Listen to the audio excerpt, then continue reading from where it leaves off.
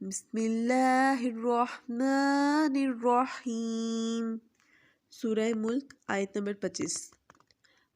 اور یقولون وہ سب کہتے ہیں، متی کب، ھذا یہ، وعدہ، ان اگر، کنتم تم ہو، صادقین سب سچ بولنے والے۔ اب اس آیت کا بامحاورہ ترجمہ دیکھ لیتے ہیں۔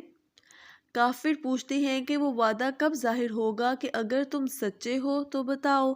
اب اس آیت کی تفسیر کچھ یوں ہے کہ جو لوگ کافر ہیں، جو منکرین قیامت ہیں، یعنی کہ جو لوگ قیامت کا انکار کرتے ہیں، وہ کہتے تھے کہ ہم مر کر دوبارہ اٹھنے پر یقین نہیں رکھتے ہیں، اور وہ نبی کریم صلی اللہ علیہ وسلم سے کہتے تھے کہ اگر تم اپنے اس وعدے میں کہ قیامت کے روز ساری مخلوق دوبارہ سے زندہ ہوگی اور اس کا حساب کتاب کیا جائے گا، اس وعدے میں اگر تم اتنے ہی سچے ہو تو پھر بتاؤ کہ یہ وعدہ کب پورا ہوگا اور کس وقت قیامت قائم ہوگی۔ اب ہم اگلی آیت کی تفسیر دیکھ لیتے ہیں۔ آیت نمبر 26۔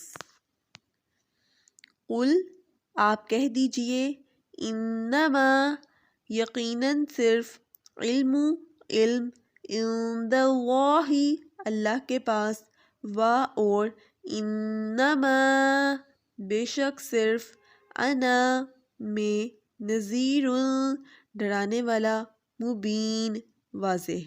اب اس آیت کا بامحاورہ ترجمہ دیکھ لیتے ہیں۔ آپ کہہ دیجئے کہ اس کا علم تو اللہ ہی کو ہے، میں تو صرف کھلے طور پر آگاہ کرنے والا ہوں۔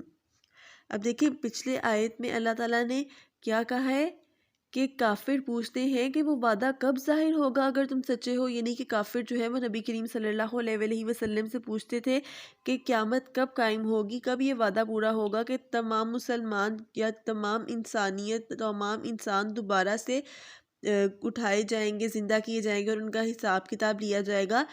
تو اب اس آیت میں اللہ تعالیٰ کیا کہہ رہے ہیں کہ نبی کریم صلی اللہ علیہ وسلم آپ انہیں کہہ دیجئے کہ قیامت کے قائم ہونے کا علم تو صرف اللہ تعالیٰ ہی کو ہے، اور اللہ تعالیٰ کے سوا کوئی نہیں جانتا ہے کہ قیامت کب قائم ہوگی۔